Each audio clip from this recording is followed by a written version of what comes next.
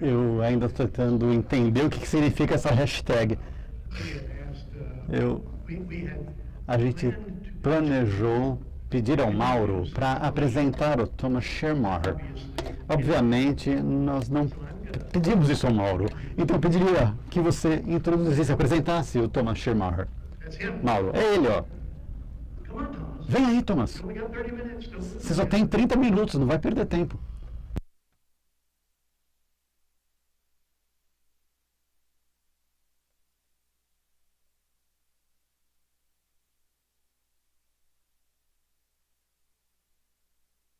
Como um bom alemão, vocês sabem que quando a gente começa a dar uma palestra, a gente começa dando um resumo daquilo que a gente vai falar. Minha introdução tem 7 partes, ainda apenas a introdução. Número 1, eu peço desculpas pelo meu inglês alemãozado.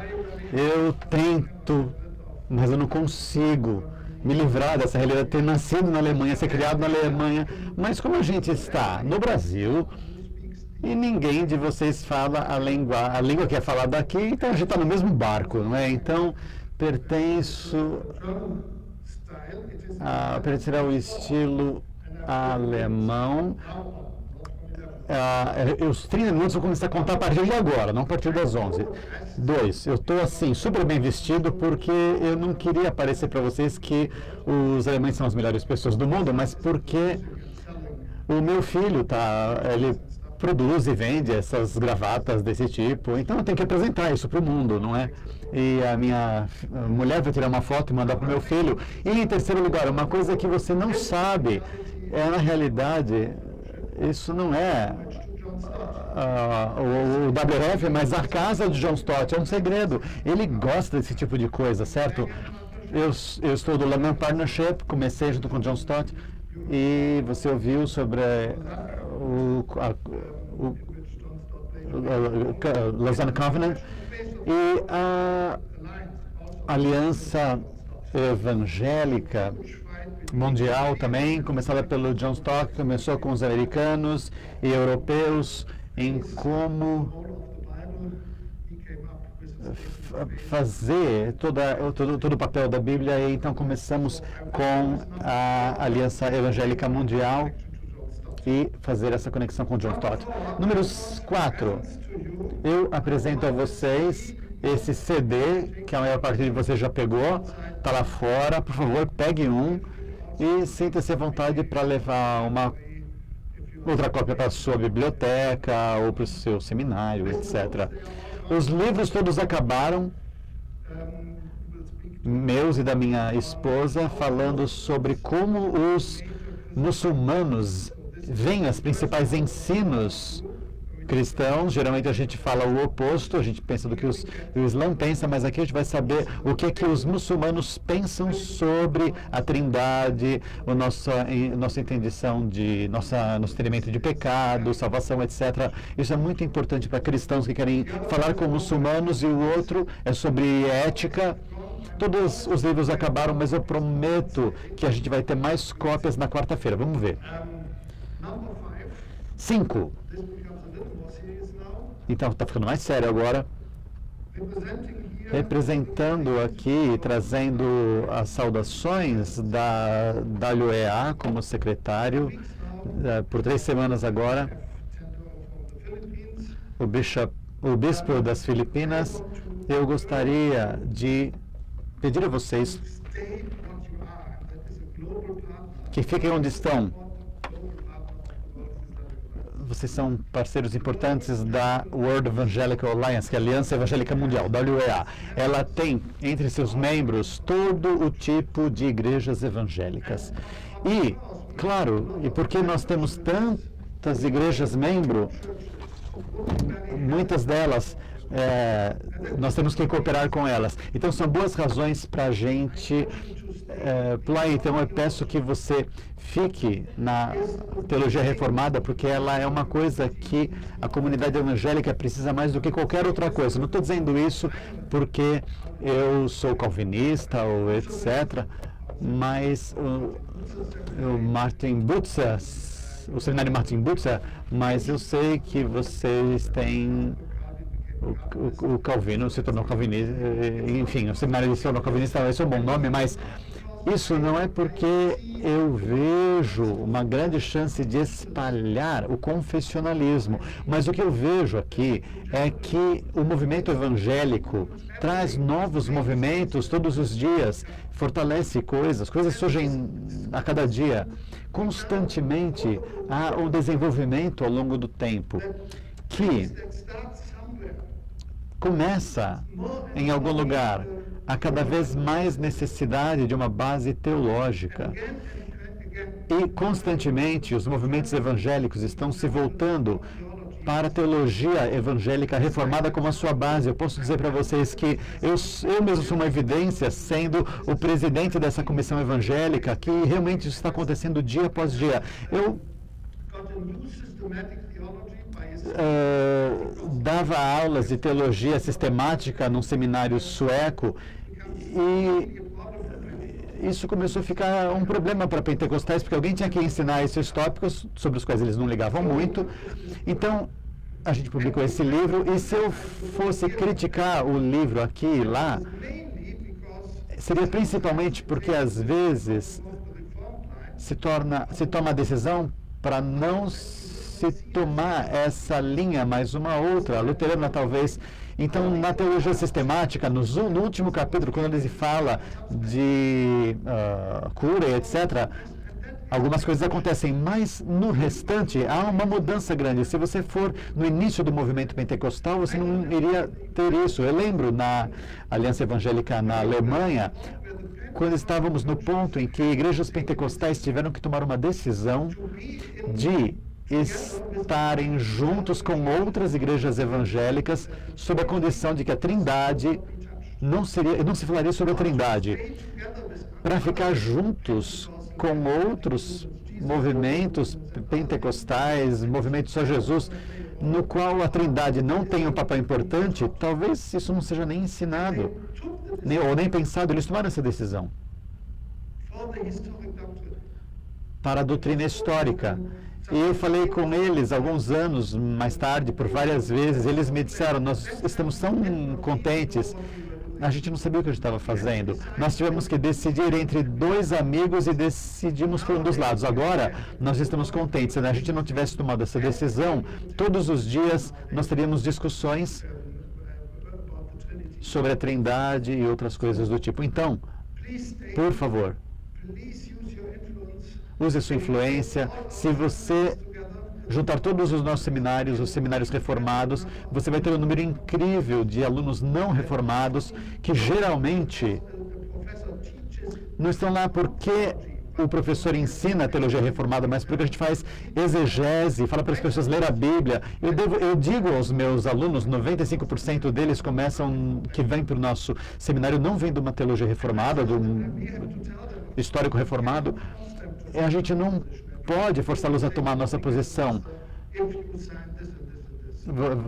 O que eu digo para eles é que eu estou profundamente convencido que se nós fizermos a exegese de maneira certa e colocarmos a Bíblia sobre tudo, nós vamos acabar entrando na questão reformada, quer gostemos disso ou não. Número 6, sexto ponto. A Aliança Evangélica Mundial, especialmente eu, está numa discussão por causa da nossa relação com o Vaticano e outras entidades. Eu vou explicar isso antes daquilo que a gente vai falar aqui. Nós estivemos no Vaticano 2 anos atrás e fomos convidados a dar a visão evangélica de evangelismo lá. E algumas pessoas disseram: você não pode ir no Vaticano. Mas a minha convicção foi: mas Paulo tenha ido. Se eles nos convidaram para evangelizarmos, por que a gente não iria? Se eles pediram a nossa evangelização de evangelismo, por que a gente não faria? A gente tem que explicar o que é o evangelho para eles. E se eu tivesse qualquer ideia do que seria ser católico, a reação daquilo que nós dissemos, aliás, a gente falou do evangelho a partir da escritura e etc. Então o Papa estava sentado a 2 metros de mim, sorrindo das coisas que a gente falou, mas a gente disse o que tinha que dizer. E a reação do Papa e dos cardeais, se eu tivesse qualquer intenção de me tornar católico, ficou tão claro, ok, sobre exegese, livros, etc., mas no coração eles conhecem a mensagem bíblica e todas as coisas extras para não pregarem essa mensagem. Se eu tivesse qualquer intenção naquele momento, eu teria parado ali. Mas, contudo, eu trouxe meu livro, 6 livros sobre indulgências, para mostrar que eu não sou católico. Certo? Então, isso é apenas para aqueles que eu conheço, que ainda... Aliás, minha mulher, ela não é muçulmana, ok? Ela é uma cristã bastante dedicada. Então, uma pessoa lá na Alemanha perguntou se ela tinha se convertido ao Islã e ali na Aliança Evangélica na Alemanha, e no começo eles queriam orar.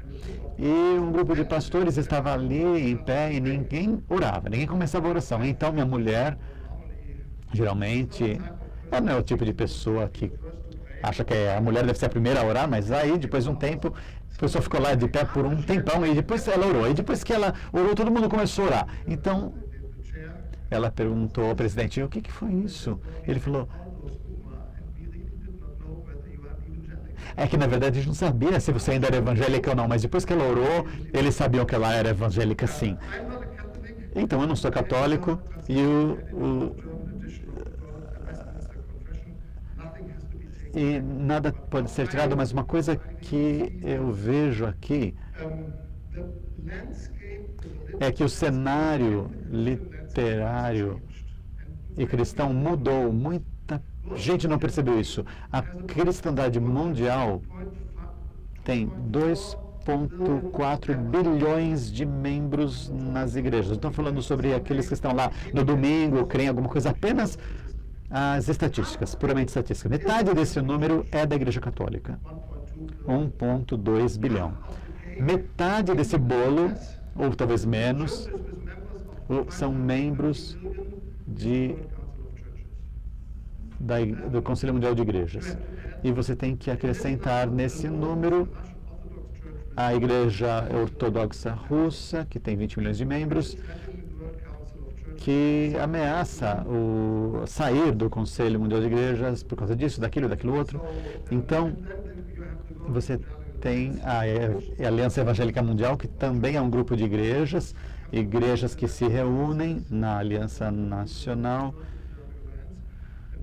E nós, no momento, temos cerca de 600 milhões e o restante dos cristãos estão entre igrejas ortodoxas, anti-evangélicas e mais liberais. Isso nos coloca na posição em que somos convidados para ir em muitos lugares onde nós não convidaríamos. A Alta Comissão de Refugiados, ele convida um protestante, um católico e um evangélico. Quando eu testemunho no parlamento alemão, sempre há um colega e um católico e um colega liberal vindo comigo. Então, isso faz com que nós três sejamos vistos como representantes do cristianismo e muitos do outro lado não se importam muito com os detalhes disso.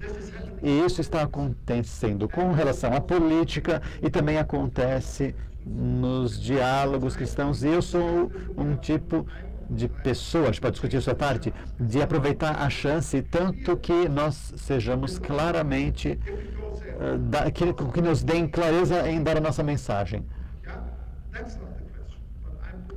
Eu creio que se nós realmente formos verdadeiros com relação às nossas convicções e Bíblia, podemos ir a qualquer lugar. Eu lembro do Busan, da Conselho Mundial de Igrejas.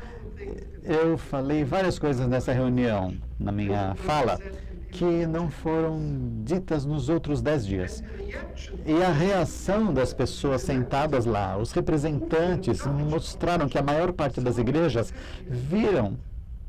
criam naquilo que eu dizia, mas por causa da estrutura política e etc., e quem financia quem, etc., etc., na minha experiência, a maior parte das igrejas tem uma necessidade desesperadora. Eu fiz uma visita na igreja ortodoxa e eles queriam conselhos sobre os problemas da a Igreja Ortodoxa ucraniana e russa, porque há problemas entre elas.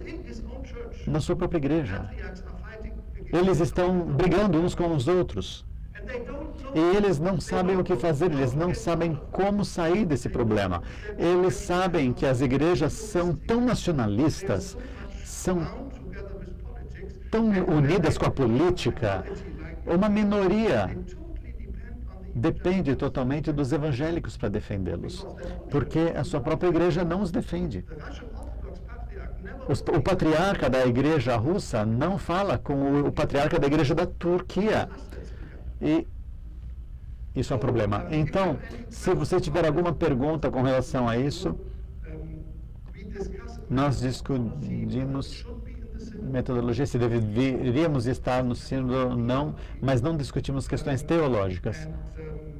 E eu visitei o Papa por 5 vezes. Uma vez a gente esteve junto por 4 horas e meia, e eu digo para você, se eu fosse católico, depois dessas palestras eu teria saído da igreja. A gente teve informações que vão muito além do que a mídia reporta, e essa igreja tem uma necessidade urgente de um recomeço. A gente não sabe como fazer isso. Eles não sabem como fazer.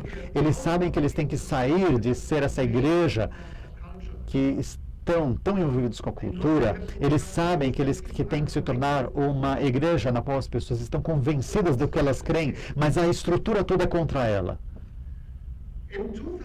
Em 2006, eu tive o privilégio de negociar com a igreja evangélica, com a aliança evangélica, num mundo multirreligioso.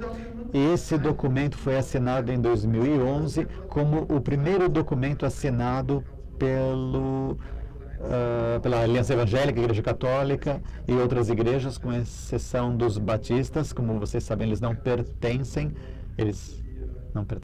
à Aliança Evangélica. Então eu sei que algumas igrejas, apesar de que muitos batistas endossam esse documento, mas esse documento fala sobre a ética de missões. E o que eles explicam claramente que é contra o Evangelho, contra a vontade de Deus, contra Jesus, converter qualquer pessoa, colocando pressão cultural, o Estado, todas essas coisas. E fala claramente que conversão deve ser apenas pela convicção do Espírito Santo, pessoas que colocam todo o seu coração na salvação de Jesus. Se você ler o documento, você acha que é evangélico ou que é um documento reformado. Por quê? Porque a gente não pode converter alguém.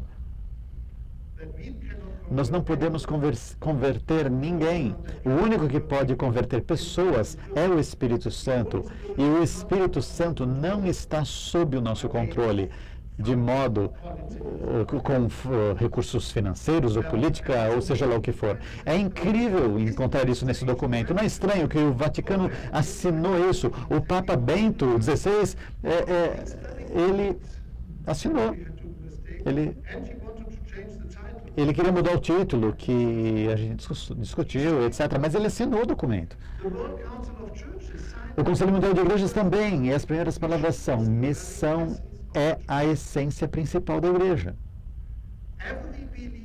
Todo crente é obrigado a testemunhar da salvação que ele encontra em Cristo Jesus.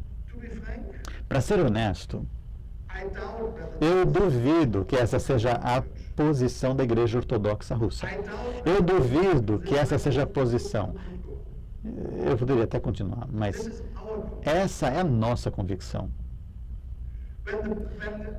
Quando nós dizemos todo crente é obrigado, essa é uma ideia tipicamente evangélica, reformada, de que a missão é levada apenas por todo mundo que crê. Contudo, eu posso dizer a vocês, depois desses 5 anos de discussão, a coisa realmente é que a gente volta sempre para essas coisas. Recebemos que é isso exatamente o que a Bíblia diz. Isso é cristianismo.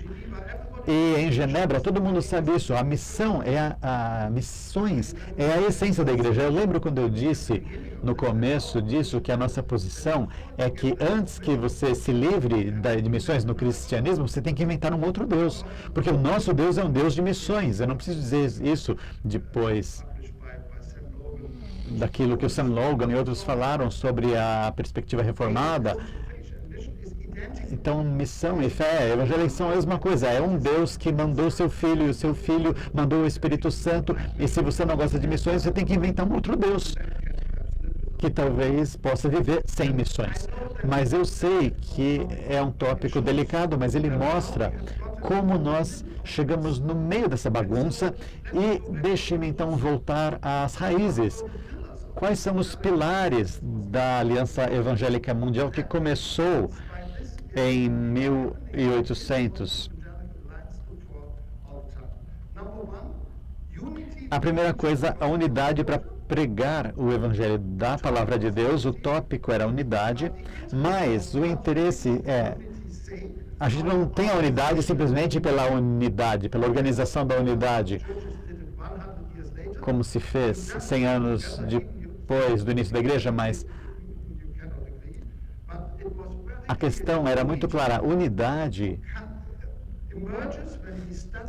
emerge quando a gente estuda a palavra de Deus juntos. E nós ouvimos não apenas uns aos outros, mas ouvimos uns aos outros estudando a palavra. E é isso que o Chris falou sobre Langham Partnership.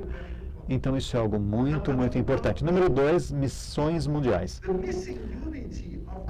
A perda de unidade dos evangélicos, cristãos convictos, vira uma bagunça quando se trata de missões. A missão tem sido fragmentada.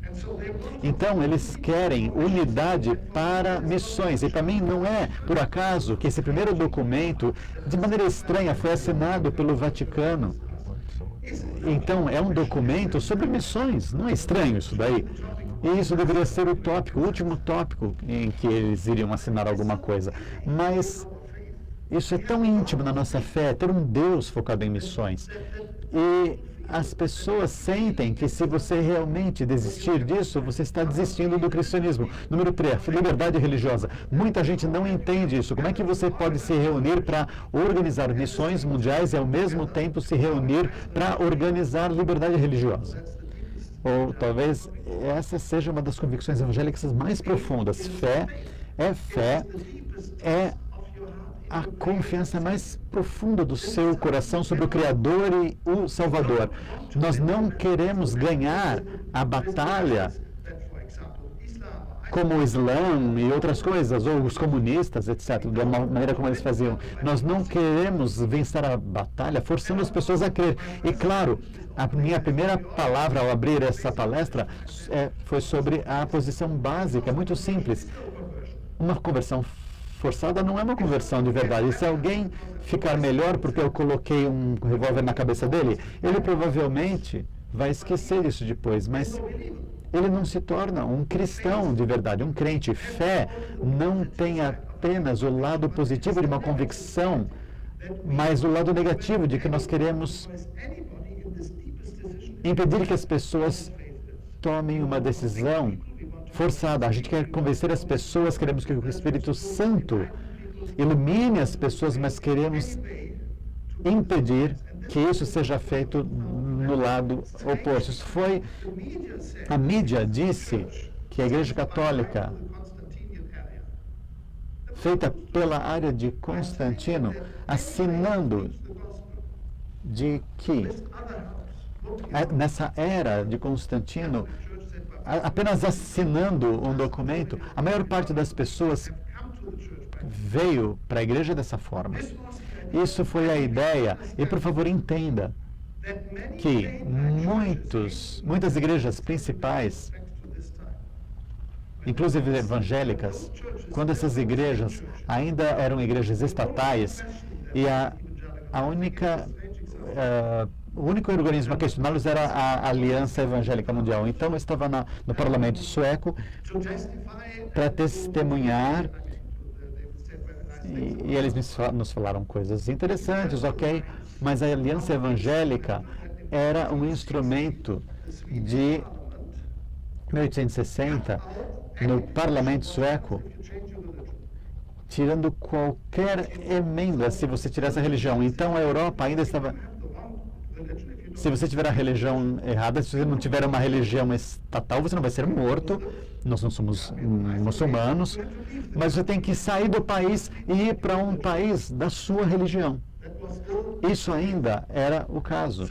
Então, o que aconteceu na Suécia, em 1864, 6 senhoras se tornaram católicas. Luteranas se tornaram católicas. O crime é que elas tinham que sair de um país luterano. A Aliança Evangélica interveio. Ninguém nessa época era mais anticatólica do que a Aliança Evangélica, porque a liberdade religiosa era exatamente o oposto daquilo que eles faziam em Roma. Infalível, política, tentando controlar os estados católicos. O mesmo Papa que estava perdendo o seu estado, perdendo o controle político, tentou ganhar o seu poder de novo de forma a usar a religião como política. Então agora, 6 luteranos se tornam católicos. E aí, a liberdade religiosa não tem nada a ver com essa questão de verdade. Nós não defendemos a liberdade religiosa de hindus ou ateus, porque aquilo que eles ensinam é errado, mas nós cremos que não é tarefa do Estado ou ninguém usar violência para convencer essas pessoas de que eles estão errados. O Evangelho é que tem que convencê-los, mas não armas. Então, eles se levantaram por essas pessoas. Em 1967, a Suécia decidiu que essas senhoras deveriam sair, deixar o país. E apenas fundamentalistas não parariam aqui. Todo mundo teria parado aqui. A Corte Suprema tinha decidido isso. Apenas fundamentalistas diriam que isso é errado. E os evangélicos foram até para o sultão, imagine que foram para um sultão tentando convencer o governo sueco e colocaram isso na mídia. Os evangélicos sim são muito bons na mídia, mas para resumir, o resultado foi que houve uma campanha enorme diante do parlamento suíço para tirar esse parágrafo da lei, e essas 6 senhoras puderam permanecer anticatólico em teologia e nas convicções políticas, contudo, brigando por 6 senhoras católicas que tinham o direito de ser católicas. E a última coisa, questões sociais. A gente está chegando no final do movimento anti-escravagista. Isso foi feito pela Aliança Evangélica. De um lado, nós representamos as igrejas que fazem missões no mundo. E isso, claro, nos traz muito perto do movimento Lausanne, que foi falado antes. E estamos contentes que nós os temos. Nós precisamos de um movimento que seja flexível para levar questões, e às vezes a WEA pode ser meio complicada quando tem que lidar com certas questões. Então, missões mundiais ainda é o número 1. E alguém recentemente me perguntou se eu não via o perigo de quando eu estava com o Papa, de que as pessoas não se tornariam católicas. Eu falei para ele, todos os dias, dezenas de milhares de católicos se tornam evangélicos. Então, eles devem ter um problema encontrando comigo, e não eu tenho problema em me encontrar com eles, certo? Então, o número de evangélicos que se tornam católicos são realmente indivíduos. Eu não quero... eu não estou falando mal disso, não me entenda mal, mas esse processo no momento, apesar da liberdade religiosa, ela precisa de nós mais do que nunca. Estamos preparando uma conferência em novembro com vários, a Igreja Católica, WEA e igrejas evangélicas, quaisquer igrejas envolvidas. Eu gostaria de mudar a gravação agora, mas não dá, né? Eu já falei. Então, nós como evangélicos, temos que pagar por muitos católicos que estão vindo. O Papa é muito bom em falar sobre cristãos perseguidos. Quando a gente se reuniu no Sri Lanka recentemente, então havia artigos nos jornais com pessoas pedindo para que se fosse feita alguma coisa contra os evangélicos. Então eu mandei isso para o Papa Francisco, ele mandou essa carta para o cardeal e isso nunca mais aconteceu. Mas quando chega a fazer alguma coisa sobre a perseguição de cristãos, a Igreja Católica mais ou menos não faz nada. É a gente que faz, dia a dia. Eu visitei um cardeal porque a sua igreja foi incendiada e 6 crianças morreram, 6 meninas morreram. E ele falou, vocês, já vieram muitos evangélicos ver isso. O meu chefe na Índia, o cardeal, e na Igreja Católica ninguém se importa daquilo que está acontecendo no Nepal. A gente tem que se importar com a perseguição de todos os cristãos. Os ortodoxos também confiam que a gente está fazendo alguma coisa porque a igreja ortodoxa é estatal e o Estado não faz nada. O chefe do arcebispo lá na Grécia, vocês sabem, a igreja ortodoxa ainda é mais ou menos uma igreja estatal. Não é oficial, mas é mais ou menos. Se você for de uma igreja presbiteriana na Grécia, você tem que ir na corte de direitos humanos na Europa se houver um problema com o seu templo. Mas eles gastam muito dinheiro e não fazem nada pelo pessoal da Turquia. Eles não estão interessados no que acontece com os cristãos na Turquia. Então, isso, o que fazemos hoje, oração é o número 1. Oramos, oramos e oramos pelos cristãos perseguidos. Há o Dia Internacional de Oração pelos Cristãos perseguidos. Temos reuniões de oração, newsletters que vão para milhões de pessoas para que orem pelos cristãos perseguidos. Número 2, solidariedade explícita. Nós temos uma organização que salva pessoas de serem mortas. Número 3, o trabalho com a mídia. Você sabe que no mundo ocidental, cada vez mais a mídia está reportando essa situação dos cristãos, o Iraque, Síria, todos eles. Na Alemanha, 3 cristãos na Turquia foram mortos. E houve uma questão com isso, com relação à Alemanha, mas houve um cristão alemão que foi morto, e aí então isso se tornou, isso foi para as notícias. Defensoria legal, nós temos muitos advogados. Se você não conhece ninguém no seu círculo, se envolva aqui.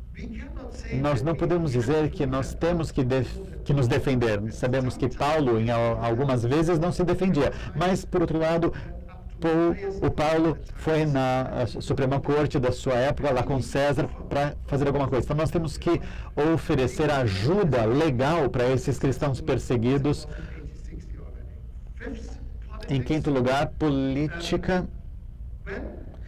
Quando os cristãos são perseguidos, eu estou lá, eu já estou acabando. Ele está olhando para mim, né? Não, então tá.